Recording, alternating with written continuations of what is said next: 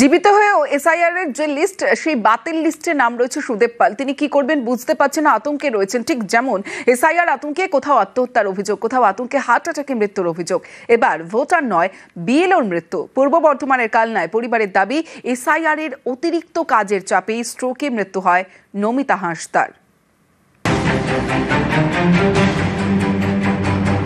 SIR special intensive revision গত 28 October থেকে চালু হয়েছে পশ্চিমবঙ্গে। 4 নভেম্বর থেকে বাড়ি বাড়ি যাচ্ছেন বুথ লেভেল অফিসাররা, বিলি করছেন ফর্ম। সেই বিএলওদের মধ্যে একজন নমিতা হাঁসদা, বয়স 50, অঙ্গনওয়াড়ি কর্মী। শনিবার পূর্ব বর্ধমানের মেমারি থানার বোহরা 2 নম্বর গ্রাম পঞ্চায়েত এলাকায় এসআইআর ফর্ম বিলি করছিলেন। আচমকা অসুস্থ হয়ে পড়েন, নিয়ে যাওয়া হয় কালনা মহকুমা হাসপাতালে। স্ট্রোক হয়ে সেখানে মৃত্যু। পরিবারের দাবি, এসআইআর এর অতিরিক্ত কাজের চাপে প্রাণ গেল নমিতার। এসআইআর ফর্ম বিলি করতে গিয়ে প্রচুর চাপ দেওয়া হচ্ছিল আর কি। বাড়িতে বলতো যে এত পার্সেন্ট বিলি করতে হবে, এত পার্সেন্ট বিলি করতে হবে। চাপে পড়ে সন্ধ্যে পর্যন্ত বিলি করা হচ্ছিল। সন্ধ্যের দিকেই হয়েছে এটা। ওই 80% দেখাতে গিয়ে ব্রেন স্ট্রোকটা এসেছে।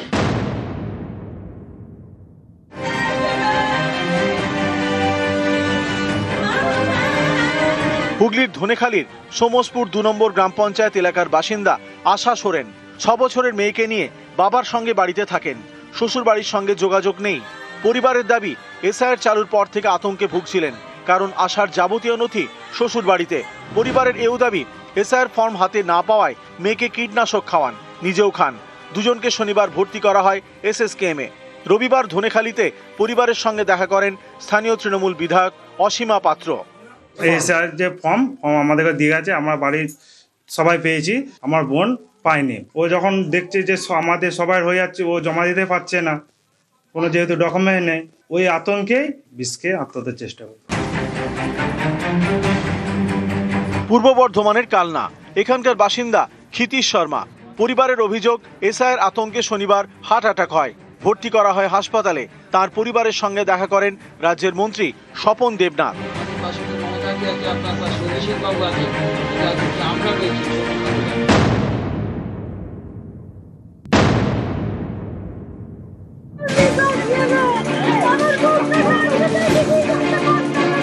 দক্ষিণ 24 পরগনার ভাঙড়, অভিযোগ, এসআইআর আতঙ্কে এখানকার বাসিন্দা শফিকুল গাজী গত বুধবার আত্মহত্যা করেন। এদিন শফিকুলের পরিবারের সঙ্গে দেখা করেন তৃণমূল বিধায়ক শওকত মোল্লা এবং তৃণমূল নেতা অরূপ চক্রবর্তী। তাদের হাতে 3 লক্ষ টাকা তুলে দেন।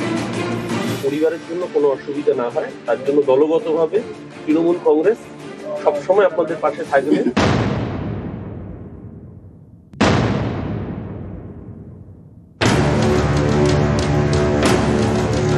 দক্ষিণ 24 পরগনার কুলপির কালীচরণপুর, অভিযোগ, এখানেও এসআইআর আতঙ্কে স্ট্রোক হয়ে মৃত্যু হয়েছে শাহাবুদ্দিন পাইকের। এদিন তার পরিবারের সঙ্গে দেখা করে তৃণমূলের প্রতিনিধি দল।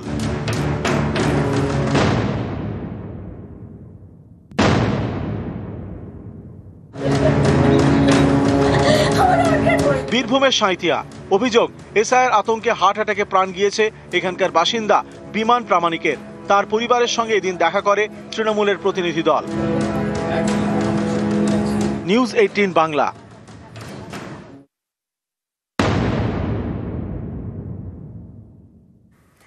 ভাঙড় বিধানসভা ভোটে আইএসএফ এর জেতা একমাত্র আসন। পশ্চিমবঙ্গে এসআইআর চালুর পর সেই ভাঙড়ে আইএসএফ এর একজনও বুথ লেভেল এজেন্ট নেই। বিধায়ক নওশাদ সিদ্দিকীর দাবি, তারা স্বীকৃত রাজনৈতিক দল না হওয়াতেই এই বিপত্তি। আর এ নিয়ে কটাক্ষ করেছে তৃণমূল।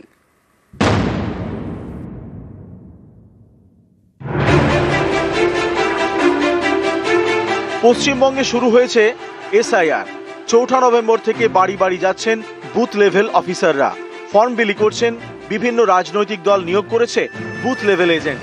কিন্তু দক্ষিণ 24 পরগনার ভাঙড় বিধানসভায় অন্য ছবি। সেখানে একজনও বুথ লেভেল এজেন্ট দিতে পারেনি আইএসএফ। এই আইএসএফই 2021 সালে ভাঙড়ে যেতে।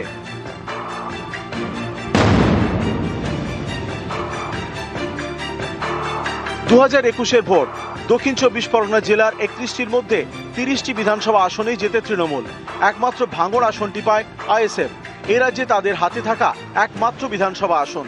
সেই ভাঙড়েই এবার কোনো বিএলএ নিয়োগ করতে পারেনি আইএসএফ।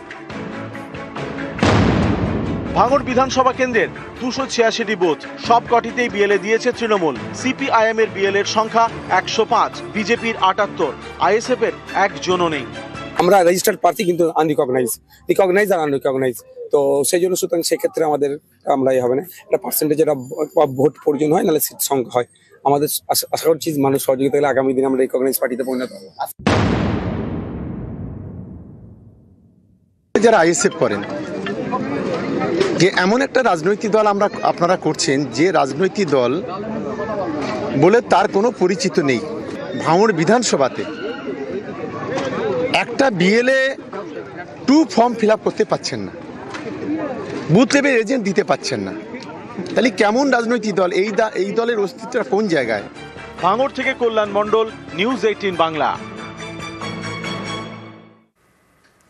হুগলির খানাকুলে সবুজ ধ্বংস, কোনো অনুমতি ছাড়াই জমির গাছ কেটে ফেলার অভিযোগ। বিজেপি পরিচালিত পঞ্চায়েতের বিরুদ্ধে অভিযোগ তৃণমূলের, অভিযোগ অস্বীকার বিজেপির পঞ্চায়েত প্রধানের।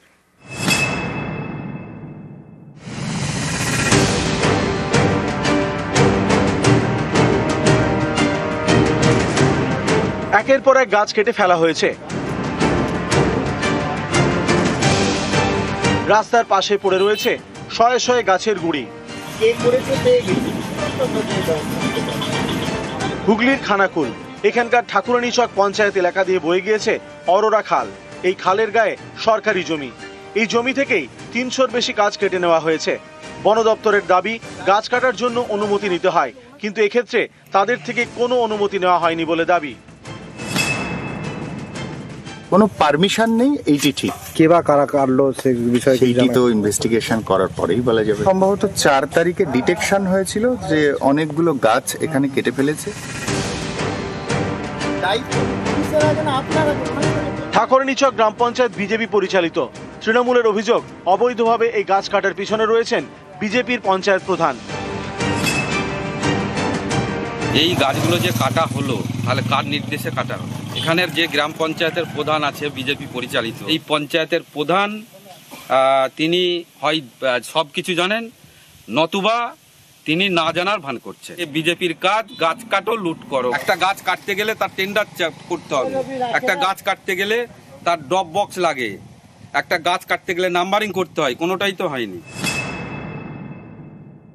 তৃণমূল কংগ্রেস অভিযোগ করবে গাছ কাটা, কে কেটেছে না কেটেছে আমরা জানি না। আমরা যখন এসেছিলাম দেখলাম ওখানে গাছ পড়ে আছে, ফরেস্টে খবর দিই, থানায় খবর দিই, বিডিও সাহেবকে খবর দিই।